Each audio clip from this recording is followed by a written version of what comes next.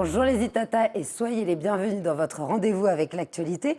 Écoutez ça, ce soir je vous propose une balade au sein de la connaissance et non pas n'importe quelle connaissance. Il s'agit de discuter avec notre invité de biologie, de préservation des ressources naturelles, de milieux marins, bref, un vaste sujet. Car le 8 et 9 décembre 2023 se tiendra le colloque international Biosphère. Et pour nous en parler, j'ai le plaisir d'accueillir Madame Juliette Smith-Ravin. Bonsoir. Bonsoir, Madame Théodose, et je voudrais vous remercier pour cette invitation à parler de notre colloque international Biosphère. Et je profite aussi pour saluer nos auditeurs et nos téléspectateurs. Eh bien, merci beaucoup d'avoir répondu par la positive pour être ici. Alors, est-ce que vous pourriez nous expliquer, avant même que l'on parle du programme de ces 2 jours que j'ai évoqué, la genèse de ce projet ? Alors, la genèse de ce projet, il faudrait commencer en fait par la genèse de 2 groupes. D'abord, Biosphère. Biosphère, c'est un groupe de recherche qui se trouve effectivement sur le campus de Schellcher en Martinique et qui est composé d'enseignants-chercheurs qui travaillent dans différents domaines de la biodiversité. Et ce groupe a été créé en 2009. Ensuite, tout de suite après, vers 2016, nous avons créé l'association Art et Bio. C'est effectivement une association qui va permettre en fait aux travaux de recherche du groupe de recherche Biosphère de pouvoir mieux s'exprimer et de pouvoir effectivement faire des colloques. Et c'est pour ça aujourd'hui que nous allons parler du 4e colloque international Biosphère. Alors, 4e édition, comment cela a-t-il évolué dans le temps? Avez-vous apporté quelques améliorations? Vous êtes-vous ouvert peut-être à d'autres continents? Dites-nous. Eh bien, oui, il y a eu des évolutions, puisque effectivement le premier colloque date de 2019. C'était un colloque assez long, sur à peu près une semaine, sur la biodiversité marine et végétale. Mais ensuite, nous avons fait un autre colloque sur la biodiversité marine. Ensuite, il y a eu le Covid. Et là, nous avons décidé cette année de porter en fait une nouveauté, c'est d'associer le public et les jeunes en particulier à ce colloque. Nous y reviendrons par la suite justement sur cette jeunesse qui porte plein d'espoir et qu'on sent vraiment très investi dans la protection de l'environnement. Mais avant tout, quelles sont les thématiques qui vont être traitées? Quand on entend biosphère, forcément, on pense tout de suite biologie, mais il y a aussi plein d'autres concepts. Alors, dans ce colloque en particulier, ça va être un colloque vraiment sur la biologie et la biotechnologie marine. C'est-à-dire quoi? C'est-à-dire ce qu'on peut sortir comme biomolécules. Alors, je ne veux pas être non plus trop scientifique, mais il y a des composés qui existent dans des organismes marins, en particulier des éponges. Et à partir de ces composés, on peut essayer de trouver leur potentialité, leur activité. Et ces activités, ces propriétés vont nous permettre peut-être de les utiliser dans l'environnement, en médecine ou dans tout autre domaine, bien sûr, après avoir fait plusieurs années d'études. Alors, on sent bien que ce sont des propositions techniques, des échanges qui vont avoir lieu à destination du milieu scientifique, mais votre volonté était aussi d'ouvrir vraiment cette thématique à la population et à la jeunesse. Donc, une vulgarisation, cela implique. Exactement. Et donc là, à ce moment-là, nous parlons déjà de la 2e journée, puisque cette 2e journée va être une journée consacrée à une ouverture, effectivement, aux associations qui travaillent sur le terrain.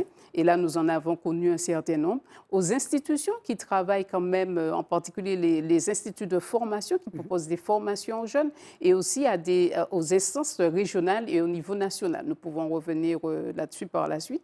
Mais déjà, dès vendredi, on va présenter des travaux de recherche de chercheurs internationaux, comme vous l'avez expliqué.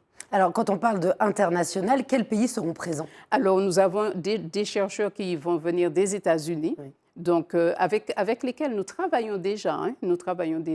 Un chercheur qui nous a fait la surprise de l'Université de Norvège, donc de l'Europe, donc il va venir. Et nous avons aussi une invitée de l'Université de Corse qui va nous parler des oursins. C'était quelque chose qui me tenait à cœur. Et effectivement, nous avons une personne de l'Université Maria Stella, donc qui va venir. Et de la Caraïbe n'a pas été oublié, nous avons quelqu'un de la Jamaïque qui va venir. Alors, il y a 2 personnes qui devaient venir mais qui n'ont pas pu faire le déplacement parce qu'il y a aussi d'autres activités en ce moment de par le monde. Un groupe de recherche de la Dominique, mais ils nous ont envoyé une petite vidéo qu'on pourra voir. Et nous avons aussi un chercheur de University of West Indies qui va sûrement nous envoyer une vidéo et qui est aussi intéressé à venir nous rencontrer sûrement en 2024. Alors, dans un contexte où on parle beaucoup de climat, de dangerosité, ça peut être vraiment angoissant pour les personnes qui regardent regarde les news tous les jours, hein, on s'aperçoit qu'il y a une urgence climatique, qui a forcément un impact aussi sur le milieu marin et la biodiversité. Le fait de faire un colloque international, vous vouliez, j'imagine, aussi montrer que finalement ce problème doit être international et doit être traité à une échelle qui dépasse la Caraïbe. Exactement. Parce que tout d'abord, c'est pour ça que nous avons voulu déjà qu'on puisse découvrir ce qui se fait par les travaux de recherche. Aussi, tout en répondant à votre question, s'émerveiller. Parce que le monde marin, c'est un monde que nous ne connaissons pas vraiment, hein. Nous marchons, il faut aller sous l'eau, quelquefois on a peur et historiquement, on n'est pas très, très familier avec le monde marin. Mais il faut s'émerveiller de ce monde qui existe. Et troisième chose, il faut valoriser. Et pour valoriser, il faut mieux protéger. Et effectivement, comme vous dites, ce n'est pas parce que nous sommes une petite île comme la Martinique que nous ne pouvons pas marquer le monde. Et ce sont des actions que nous allons faire à notre niveau qui vont peut-être marquer quelque chose qui se fait à 8000 km de chez nous, puisque nous savons maintenant que nous sommes tous en fait interconnectés, pas seulement par le portable, mais interconnectés par ce qui se passe dans l'environnement. Et donc, c'est important, ce que nous voulons par ce colloque, c'est que les jeunes, la population se rendent compte que chaque geste que nous faisons, nous marquons quelque chose sur notre territoire, mais nous pouvons marquer quelque chose au-delà de notre territoire. Donc, nous devons être conscients de ce que nous faisons. Donc, valoriser, mais mieux protéger, ne pas faire des choses comme ça. Il faut protéger ce que nous avons. Parce que quelque chose qui se passe ici peut marquer quelque chose d'autre dans le monde. Et ce message pédagogique, en expliquant, permet de toucher les consciences. C'est-à-dire que ce n'est pas la peur du gendarme qui va faire changer les comportements, mais plutôt l'émerveillement, la poésie des lieux que les personnes vont pouvoir visiter, puis des explications scientifiques le plus objectives possible. Exactement, parce que la peur du gendarme, je ne sais pas si ça marche beaucoup, mais si vous voyez quelque chose, si vous vous émerveillez devant quelque chose, vous observez, vous faites silence. Vous faites silence et puis vous observez. Et vous vous posez des questions. Et à ce moment-là, vous commencez à découvrir de nouvelles choses et à se demander mais comment telle chose peut agir comme ça, etc. Donc, ce sont des questionnements. Et c'est comme ça qu'on doit être avec la nature, avec notre biodiversité, que ce soit marine ou végétale, se questionner. Et une fois qu'on s'est questionné, eh bien, à ce moment-là, on apprend à mieux protéger. Puisqu'on se sent impliqué dans une relation avec ce que nous regardons. Comme quoi, les sciences peuvent rimer avec les émotions. Mais bien sûr. Parce que souvent, on dit que les scientifiques sont très droits, très carrés, très rationnels. Mais non, tout est lié. Exactement, exactement. Et c'est pour ça, on va avoir une exposition itinérante. Et cette exposition itinérante, c'est en hommage aussi avec notre collègue Romain Ferry, et qui était vraiment passionné du monde marin. Il était toujours en émerveillement. Et il nous a quittés brutalement l'année dernière. Nous avons voulu vraiment lui rendre un très grand hommage. Il faisait des photos magnifiques et fantastiques que vous allez découvrir lors de cette exposition itinérante. Et nous avons voulu que cette exposition itinérante ne reste pas seulement avec les jeunes du lycée ou les quelques personnes qui vont se déplacer pendant ces 2 jours, mais aussi se balade pendant l'année 2024 pour voir... Dans la continuité de ce qui va être fait pendant ces 2 jours. Exactement. Et sensibiliser et faire qu'on puisse se dire, il y a de belles choses autour de nous, comment faire pour les protéger, comment faire pour les valoriser. Alors, durant ces 2 jours, il y a plusieurs temps forts. Il y aura le colloque avec des rencontres de scientifiques. Il y aura aussi un temps où les jeunes pourront découvrir des métiers, des jeunes et des moins jeunes, parce qu'on peut aussi penser aux personnes qui cherchent à changer de métier ou qui veulent être en phase avec ce qu'ils pensent, leur pensée, l'évolution de la société. Et puis, il y aura aussi un 3e temps fort où on pourra aller sur le terrain. Pouvez-vous nous donner plus de détails? C'est ça. Donc, le vendredi, effectivement, nous aurons les différents chercheurs dont je vous ai parlé au début de l'émission, donc vont présenter leurs travaux scientifiques. Donc, ça va nous, chercheurs, ça va aussi nous confronter dans ce que nous faisons, mais avec des applications pratiques. Vous allez découvrir, donc on va parler comment vous allez vous inscrire, mais vous allez découvrir un peu cela. Et puis, l'après-midi, donc, nous allons avoir une table ronde, parce que nous avons voulu aussi que les acteurs de notre territoire se mettent autour d'une table, donc, pour discuter des atouts et des fragilités de ce monde marin. Parce parce que les atouts, nous venons de parler, en observant, on voit les atouts, mais il y a des fragilités, la pollution, etc., etc., les effets climatiques, comme vous avez parlé tout à l'heure. Donc, nous allons parler de ça autour d'une table ronde avec des experts en la matière. Et après, nos jeunes scientifiques venus du territoire et aussi de l'extérieur vont présenter leurs posters, donc des posters. Il va y avoir un prix poster.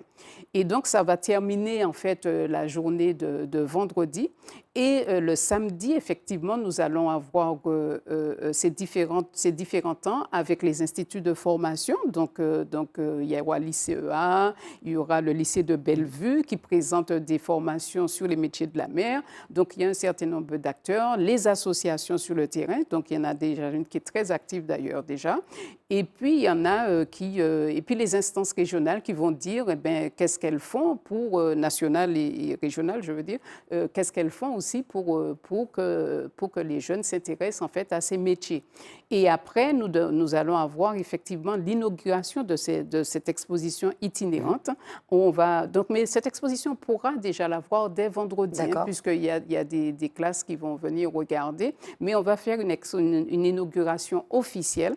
Et à l'issue de cette inauguration, il y aura des posters qui vont être affichés, des rouleaux. Il y aura aussi des petits clips vidéo. Alors, cette exposition est amenée à évoluer parce qu'effectivement, il y aura de nouvelles photos, il y a des associations qui vont ajouter de nouvelles choses. Actualisé. Actualisé, oui. Je pense que c'est pour montrer qu'on est en mouvement, Ouais, en fait. On n'est pas statique. Exactement. C'est un objet vivant et ce n'est pas statique.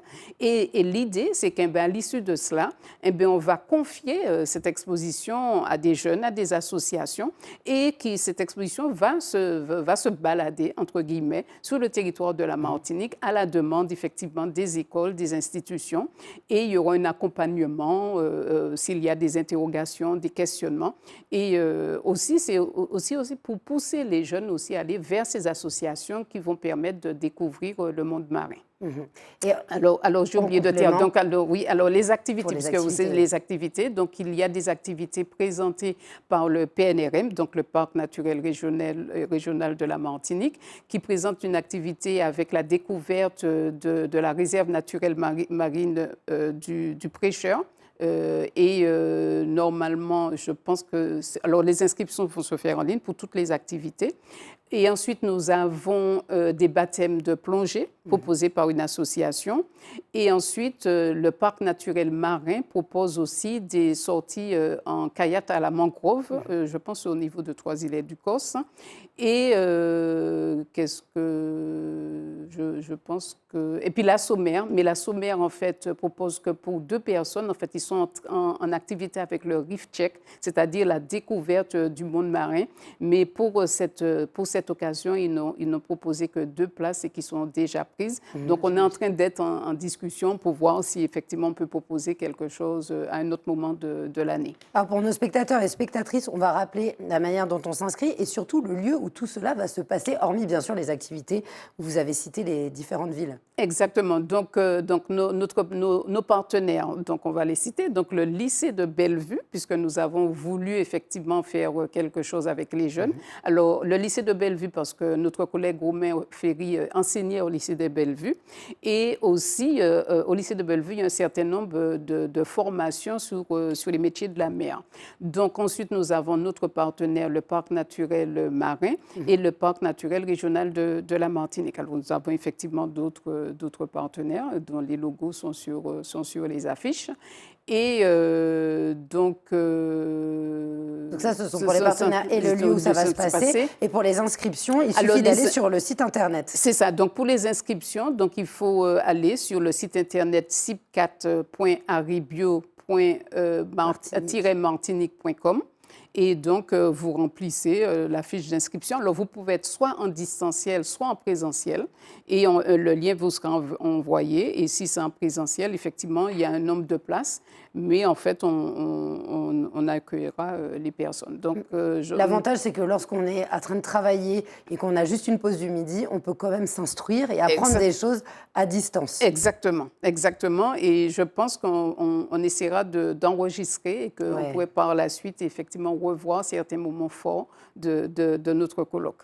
Eh bien, écoutez, merci beaucoup pour cette intervention. C'est vraiment très riche. Alors, c'est à destination de tous les âges, les jeunes ainsi que les moins jeunes, de 7 à 77 ans, toutes les personnes qui s'intéressent à la nature, qui soient sur le côté pratique avec les journées découvertes ou alors se renseigner auprès des colloques, à distance ou en présence. On n'oublie pas le 8 et le 9 décembre prochain. J'ai tout dit? Je Tout vous avais résumé? tout dit et merci Madame Théodose et j'étais très heureuse d'avoir fait cette interview avec vous. Eh ben, c'était un plaisir partagé. À bientôt pour un prochain colloque, je l'espère, une 5e édition. C'est ça, à bientôt. Merci beaucoup les Itata de nous avoir suivis. Je vous dis à très vite pour un prochain Écoutez ça.